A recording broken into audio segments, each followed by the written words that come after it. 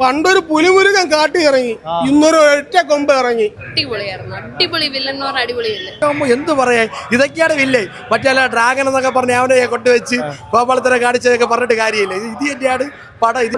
ഇത് അയാൾ ഒരു അന്യായ പെർഫോമൻസ്. പക്ഷെ ആ പഴയ വിന്റേജ് ലാലേട്ടനെ കാണാൻ പറ്റി.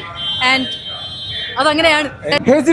Welcome back. യെസ്, കുറെ നാൾക്ക് ശേഷം ഒരു ലാലേട്ടൻ സിനിമ കണ്ടിറങ്ങിയ ഒരു സന്തോഷത്തിലാണുള്ളത്. അപ്പോൾ 1:30ക്കുള്ള ഷോ കണ്ടിറങ്ങിയതാണ്, റിവ്യൂ ഒന്നും എടുക്കേണ്ടെന്ന് വിചാരിച്ചതാണ്. പക്ഷേ തിയേറ്ററിലെ റെസ്പോൺസും ഓളവും കണ്ടിട്ട് ഒരു റിവ്യൂ കൂടി എടുക്കാതിരിക്കാൻ വയ്യ. അപ്പോൾ ഫസ്റ്റ് ഡേയുടെ റിവ്യൂവും റെസ്പോൺസും എല്ലാം നിങ്ങൾ കേട്ടാണ്. അപ്പോൾ ഭയങ്കര പോസിറ്റീവാണ്. അപ്പോൾ നമ്മൾ വിചാരിക്കും കട്ട ലാലേട്ടൻ ഫാൻസിൻ്റെ റിവ്യൂ ആണെന്ന്.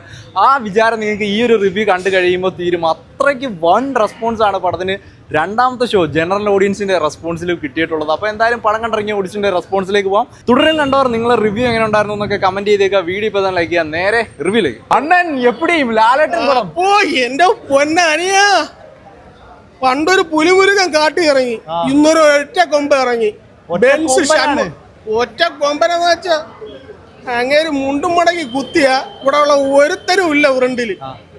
ഒളിച്ചടുക്കിയിട്ടുണ്ട് ലാലേട്ടൻ. ഇങ്ങനെയാണ് ലാലേട്ടനെ കാണാൻ നമ്മൾ ഇങ്ങനെയാണ് കാണേണ്ടത്. ഇങ്ങനെയാണ് ഇപ്പോഴത്തെ 2K വേണമെങ്കിൽ കിടന്ന് ട്രോളാണ് അങ്ങേരെ. അവരൊക്കെ ഇന്ന് വന്നവന്മാര് ഇങ്ങേര് ഇത് എന്തോന്ന് ഇത് കാണിച്ചു വെച്ചേക്കണത്. തരുൺമൂർത്തി ഉണ്ടല്ലേ, അവനെ കണ്ടത് കെട്ടിപ്പിടിച്ചൊരു ഉമ്മ അങ്ങ് കൊടുക്കണം. ഇങ്ങനെയാണ് ലാലേട്ടൻ വരേണ്ട സ്ക്രീനിൽ. നോക്കി എന്റെ പൊന്നോ, മീസ ഇന്നലെ ഷെയർ ചെയ്ത്, അല്ലെങ്കിൽ മുറുക്കി കാണിച്ചു. കഥ എങ്ങനെ ഉണ്ടായിരുന്നു? കഥ ജോർജ് കുട്ടി, ഇതിലൊരു ബെൻസ് ഷൺമുഖൻ കുടുംബത്തിന് വേണ്ടി അങ്ങ് ഇറങ്ങിയാണ്. അങ്ങനെ ഒരു ഫാമിലി ഡ്രാമ, ഒരു ചെറിയ പടം എന്നാണ് പറഞ്ഞത്. അപ്പൊ പ്രതീക്ഷിച്ച് കണ്ടുവന്നപ്പോ എങ്ങനെ തോന്നി? ഇതൊക്കെ ചെറിയ പടം എന്ന് പറഞ്ഞാൽ പൃഥ്വിരാജ് അതെന്തൊരു പറയണം. ഇതൊക്കെയാണ് ചെറിയ പടങ്ങൾ എടുത്ത് വെച്ചേക്കണ. കണ്ടാലോ ഷോക്ക് തലയ്ക്ക് പോയിട്ടില്ല. ലാലേട്ടന്റെ സൈഡിലാക്കി ഒരു വില്ലൻ ഉണ്ടായിരുന്നു. വില്ലൻ എങ്ങനെ ഉണ്ട്? അയാൾ ഒരു അന്യായ പെർഫോമൻസ് കേട്ടോ, സൂപ്പർ ആയിട്ട് എടുത്തിട്ടുണ്ട്. ടോട്ടലി പ്രതീക്ഷിച്ച സാധനം കിട്ടി. പ്രതീക്ഷയിലും മേലെ കിട്ടിയിട്ടുണ്ട്. ബ്ലോക്ക് ബസ്റ്റർ ആണ്, ബ്ലോക്ക് ബസ്റ്റർ. ടോട്ടലി ഉഗ്രം പടമായിരുന്നു. Well written story. I will say most of the stories അടി പിടിയൊക്കെ കാണുമ്പോഴത്തേക്കും ഒന്നും ഉണ്ടായിരിക്കില്ല. It's a well written story. It had logic. Movie was well through. First half നമുക്ക് വിചാരിക്കും ഓക്കെ കുറച്ച് ഇതായിരിക്കുന്നു, പക്ഷെ സെക്കൻഡ് ഹാഫ് പൊളിയായിരുന്നു. ഫാമിലി ഡ്രാമ എക്സ്പെക്ട് ചെയ്ത് വന്നോണ്ടാണോ ടോട്ടലി? ഇല്ല, ഞാൻ ആക്ച്വലി വിചാരിച്ചത് ആദ്യം പോസ്റ്ററൊക്കെ കണ്ടപ്പോഴത്തേക്ക് ഞാൻ റിവ്യൂ ഒന്നും നോക്കിയില്ല. ആദ്യം വിചാരിച്ചൊരു സ്ലോ ബേൺ ഫാമിലി മൂവി ആയിരിക്കുന്നു. പക്ഷേ അല്ല, ഉഗ്രൻ ക്രൈം ത്രില്ലർ സ്റ്റോറി തന്നെയാണ്. ലാസ്റ്റാണ് നമുക്കൊരു ഇച്ചിരി കൂടെ മനസ്സിലാവുന്നത് എവിടെയോട്ടാണ് സ്റ്റോറി പോകുന്നത് എന്നൊക്കെ. എല്ലാം ഉണ്ട് അതിനകത്ത്, എല്ലാം വരുന്നുണ്ട്. ഒരു പർട്ടിക്കുലർ ജോണ്ടർ എന്ന് പറയാനില്ല, എല്ലാം ഉണ്ട്. ഓക്കെ, ലാലേട്ടന് കുറെ നാൾക്ക് ശേഷം നല്ലൊരു സിനിമയാണ്. ലാലേട്ടനെ കണ്ടിട്ട് എങ്ങനെയുണ്ട്? ലാലേട്ടൻ സൂപ്പറാണ്. നമ്മൾ പ്രതീക്ഷിച്ച് വരുന്ന കുറച്ച് പെർഫോമൻസുകൾ സൂപ്പർ ആയിട്ടുണ്ട്.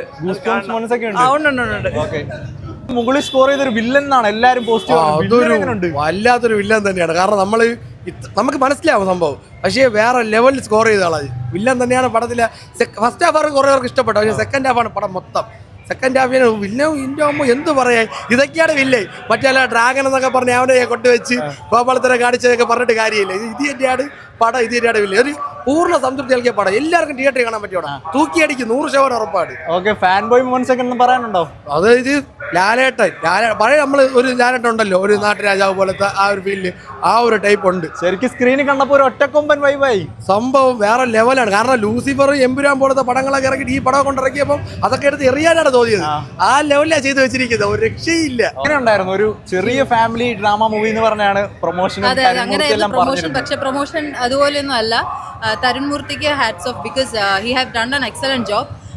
എന്തായാലും ഡയറക്ഷൻ വൈസ് ആണെങ്കിലും സിനിമാറ്റോഗ്രഫി വൈസ് ആണെങ്കിലും ഓരോന്നും എടുത്തെടുത്ത് പറയാൻ ഒരുപാടുണ്ട്. പക്ഷെ ആ പഴയ വിന്റേജ് ലാലേട്ടനെ കാണാൻ പറ്റി. ആൻഡ് അതങ്ങനെയാണ്. ലാലേട്ടൻ ഫാൻസിന് വേണ്ടി മാത്രമുള്ള സംഭവമാണ്. അങ്ങനെ ഞാൻ പറയുന്നില്ല. എല്ലാവർക്കും ഒരേപോലെ, ഐ മീൻ ലാലേട്ടൻ ഫാൻ എന്നല്ല, എല്ലാവർക്കും അതിൽ ഇമ്പോർട്ടൻസ് ഉണ്ട്. So as A Lalettan fan എന്ന രീതിയിൽ ആ ഒരു വിന്റേജ് ലാലേട്ടനെ കാണാൻ പറ്റി എന്നുള്ളതിൽ വളരെയധികം സന്തോഷമുണ്ട്. സ്റ്റോറി ഒരുപാട് ദൃശ്യവും അതുപോലെ തന്നെ കുറെ സിനിമകൾ ഒരുപാട് ത്രില്ലർ സംഭവങ്ങളുമായിട്ട് മിക്സ്ഡ് ആൻഡ് മാച്ച് ആണ്. വില്ലൻ എങ്ങനെ ഉണ്ടായിരുന്നു? ലാലേട്ടൻ അടിപൊളി വില്ലൻ ആയിരുന്നു. ഞാൻ പുള്ളിനെ മുമ്പ് കണ്ടിട്ടില്ല, പക്ഷെ പുള്ളിയുടെ ഫസ്റ്റ് ടൈം ആണെന്ന് തോന്നുന്നു പുള്ളിനെ ഞാൻ ഇങ്ങനെ കാണുന്നത്. ആൻഡ് ഭയങ്കര അടിപൊളി, എന്താ പറയാ, ഒരു കിടിലം പെർഫോമറാണ്. ലാലേട്ടൻ ഇങ്ങനെയാണോ കാണാൻ ആഗ്രഹിച്ചിരുന്നത്? അതെ. ആ ഒരു പഴയ ലാലേട്ടനെ കാണാൻ പറ്റിയതിൽ ഭയങ്കര സന്തോഷവും എക്സൈറ്റ്മെന്റും എല്ലാം ഉണ്ടായിരുന്നു. തിയേറ്റർ എല്ലാവരും കയ്യടിയും കൂവലും ആർപ്പുവിളിയും ഫുൾ ഓൺ ആ ഒരു പവറിലായിരുന്നു. ഭയങ്കര രസമുണ്ടായിരുന്നു. Okay, thank U. തുടരും ബ്രോ കിടിലൻ സിനിമയാണ് എന്നുള്ള കാര്യം പറയാം. ലൈക്ക് എനിക്കിത് പേഴ്സണലി കണ്ടപ്പം ഒരു നെഗറ്റീവ്സും തോന്നിയില്ല. നല്ലൊരു സിനിമയാണ്. കഴിഞ്ഞ കുറേ വർഷത്തിൽ ഇറങ്ങിയത് വെച്ച് നോക്കുമ്പം ലാലേട്ടൻ്റെ one of the best films തന്നെ പറയാം. ബെസ്റ്റ് തിയേറ്ററിൽ എക്സ്പീരിയൻസ്. അതായത് ഇപ്പോൾ ലൂസിഫർ, ദൃശ്യം 2, എമ്പുരാൻ, അത് കഴിഞ്ഞിട്ട് one of the best cinema എന്ന് തന്നെ പറയാം. ലൈക്ക് തിയേറ്റർ എക്സ്പീരിയൻസ് തന്നെയാണ്. എനിക്കിതിപ്പോൾ കണ്ടപ്പം എനിക്ക് സത്യം പറഞ്ഞാൽ നെഗറ്റീവ്സും തോന്നിയില്ല. ഇതിൻ്റെ കാസ്റ്റിങ് കിടിലമായിരുന്നു. എല്ലാവരും അവരുടെ റോൾ പെർഫെക്റ്റ് ചെയ്തിട്ടുണ്ട്. പിന്നെ മോഹൻലാലിൻ്റെ കാര്യം ഞാൻ പറയണ്ടല്ലോ, ഇത്രയും വർഷം ഒരു നിങ്ങൾ കാണുകയല്ലേ. പിന്നെ ബാക്കി ഇതിലൊരു ഇൻസ്പെക്ടർ ക്യാരക്ടർ ഉണ്ട്. പുള്ളിക്കാരൻ ലൈക്ക് അണ്ടർ റേറ്റഡ് ആണ്. പുള്ളിക്കാരൻ്റെ ലൈക്ക് എന്താണെന്ന് ഞാൻ പറയുന്നില്ല. ആ പുള്ളിക്കാരൻ ആരായാലും ആ പുള്ളിക്കാരൻ്റെ അഭിനയത്തിന് ഒരു ബിഗ് ഹാറ്റ്സ് ഓഫ്. പിന്നെ നമ്മളെ ഡയറക്ടർ തരുൺ മൂർത്തി, പുള്ളിക്കാരൻ ലൈക്ക് കിടിലൊരു സിനിമ എടുത്ത് വെച്ചിട്ടുണ്ട്. ഞാൻ പുള്ളിക്കാരൻ്റെ കുറച്ച് കണ്ടിട്ടുള്ള സിനിമ എന്ന് പറഞ്ഞാൽ ഓപ്പറേഷൻ ജാവ മാത്രമാണ്. എൻ്റെ ഓർമ്മയിൽ അതാണ്.